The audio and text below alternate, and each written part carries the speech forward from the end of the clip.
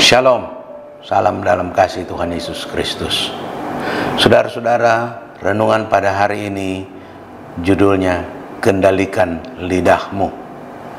Saudara-saudara, kalau kita mendengar perkataan atau judul dari renungan ini, Kendalikan Lidahmu, tentunya kita sudah tahu secara garis besarnya bagaimana. Karena memang seringkali karena lidah tidak terkendali ini dapat mempengaruhi hubungan antar manusia dengan manusia dan juga mempengaruhi hubungan kita dengan Tuhan.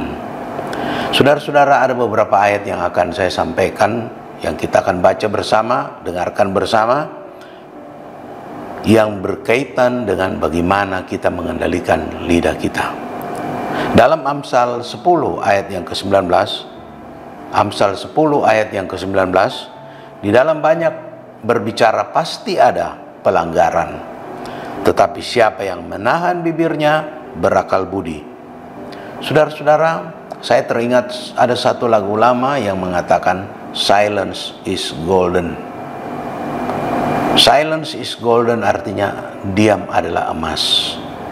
Tentunya ini ada kaitannya dengan ayat yang baru saja kita bacakan bersama, kita baca bersama, yaitu di dalam banyak bicara pasti ada pelanggaran, tetapi siapa yang menahan bibirnya berakal budi. Ada pepatah lama, saudara-saudara, yang mengatakan sepandai-pandainya tupai melompat, sekali-sekali dia akan jatuh. Jadi di dalam banyak bicara pasti ada pelanggaran, saudara-saudara. Kita harus hati-hati. Di dalam 1 Petrus 3 ayat yang ke-10, 1 Petrus 3 ayat yang ke-10, siapa yang mau mencintai hidup dan mau melihat hari-hari baik, ia harus menjaga lidahnya terhadap yang jahat dan bibirnya terhadap ucapan-ucapan yang menipu. Zaman dulu, saudara-saudara, waktu zaman penjajahan, ayah saya almarhum pernah berkata, kita harus hati-hati berbicara karena dinding itu bertelinga, karena mulut badan binasa. Memang binasa betul-betul, memang terjadi pembunuhan. Jadi saudara-saudara, kita harus hati-hati. Zaman sekarang pun kita harus hati-hati. Saya teringat ada politisi kena tangkap dan diproses secara hukum. Dia itu seorang mantan pejabat dan juga dia politisi. Itu karena dia menyebar meme. Meme itu gambar semacam gambar yang lucu-lucu, yang menyindir dan menyinggung orang banyak, menyinggung agama tertentu, sehingga dia bermasalah. Akhirnya diproses secara hukum.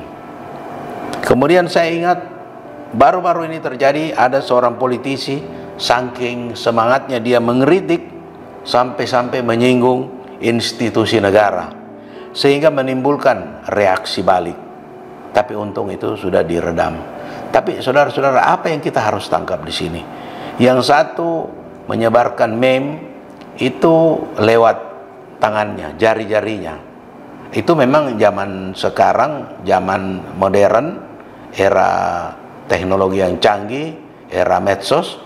Apa yang disampaikan itu bukan cuma melalui mulut, tetapi bisa lewat jari-jari. Tetapi itu kan dari pikiran dan dari hati kita. Beda dengan politisi yang baru-baru ini, dia menyampaikan lewat suatu kritikan dalam suatu rapat dengar pendapat, sehingga menimbulkan reaksi balik. Jadi saudara-saudara, memang kita harus hati-hati. Sebagai anak Tuhan, kita harus selalu kontrol diri, harus mawas diri. Di dalam Yakobus 1 ayat yang ke-26, Yakobus 1 ayat yang ke-26, jikalau ada seorang menganggap dirinya beribadah, tetapi ia tidak mengekang lidahnya, ia menipu dirinya sendiri, maka sia-sialah ibadahnya. Jadi saudara-saudara, kalau ibadahnya sia-sia berarti Tuhan tidak berkenan, saudara-saudara. Jadi bukan cuma hubungan antar manusia bisa rusak, bahkan bisa berakibat hukum, tetapi hubungan dengan Tuhan, Tuhan mengatakan maka sia-sialah ibadahnya. Kira-kira orang yang sia-sia ibadahnya, apakah doanya bisa terkabul? Tentunya tidak, saudara-saudara. Orang yang sia-sia ibadahnya di hadapan Tuhan, Tuhan tidak menganggap ibadahnya itu pasti doanya tidak terkabul. Jadi hubungan dengan Tuhan juga terganggu jika kita tidak mengekang lidah kita. Tuhan juga marah, saudara-saudara. Bukan cuma manusia, tapi Tuhan juga marah. Di dalam Mazmur 34 ayat yang ke-14, Mazmur 34 ayat yang ke-14 dikatakan, jagalah lidahmu terhadap yang jahat dan bibirmu terhadap ucapan-ucapan yang menipu. Jadi saudara-saudara, hubungan antar manusia bisa menjadi rusak, apalagi hubungan dengan Tuhan. Karena apa yang kita katakan tidak mencerminkan karakter sebagai seorang anak Tuhan. Tentunya hubungan dengan manusia rusak, tetapi hubungan dengan Tuhan juga Tuhan tidak suka dengan demikian, sehingga hubungan dengan Tuhan juga menjadi rusak. Jadi saudara-saudara, kita harus tahu kita manusia sebagai makhluk sosial. Kita berinteraksi dengan orang. Kita kan tidak tinggal seorang diri di hutan atau di puncak gunung. Kita berinteraksi sebagai makhluk sosial. Di dalam berinteraksi itu sering terjadi gesekan, terjadi friksi. Dan sebagai anak Tuhan, kalau kita sudah terjadi friksi dengan sesama manusia, sesama anak Tuhan ataupun yang tidak mengenal Tuhan, tentunya sebagai anak Tuhan kita tidak menjadi berkat. Tidak menjadi berkat bagi orang tersebut, bagi orang banyak mungkin, dan tentunya itu mempermalukan nama Tuhan. Jadi saudara-saudara, pada hakikatnya semua ini berasal dari pikiran atau dari hati kita pada saat itu, atau pada saat ini, ataupun pada saat yang akan datang atau saat yang mendatang. Kita harus menjaga. Makanya pas sekali dalam Amsal 4 ayat yang ke-23, Amsal 4 ayat yang ke-23 dikatakan, jagalah hatimu dengan segala kewaspadaan, karena dari situlah terpancar kehidupan. Jadi saudara-saudara, terpancar kehidupan di sini maksudnya kehidupan di dunia ini dan di saat mendatang ketika kehidupan kita di dunia ini sudah berakhir. Saudara-saudara,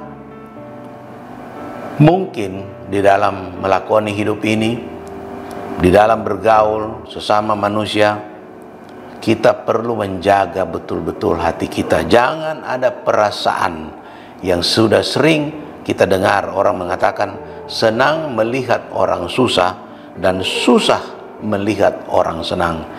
Jangan ada perasaan itu di dalam hati kita, di dalam pikiran kita, senang melihat orang susah dan susah melihat orang senang. Saudara-saudara, jika ada perasaan-perasaan yang demikian, inilah yang memicu terjadinya pikiran-pikiran jahat. Akhirnya keluar dari mulut, keluar dari kata-kata kita, keluar dari bibir kita, bahkan keluar melalui jari jemari kita ketika kita bermedsos atau bermedia sosial. Sedemikian renungan firman Tuhan pada hari ini, kiranya bisa menjadi berkat bagi kita semua. Amin. Mari kita berdoa.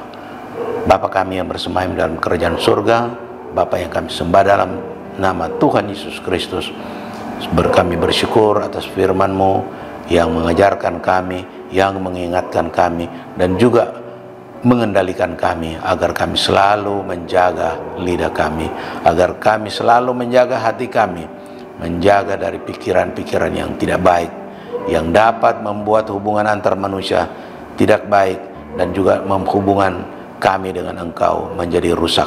Terima kasih banyak Tuhan. Dalam nama Tuhan Yesus Kristus kami berdoa. Haleluya. Amin.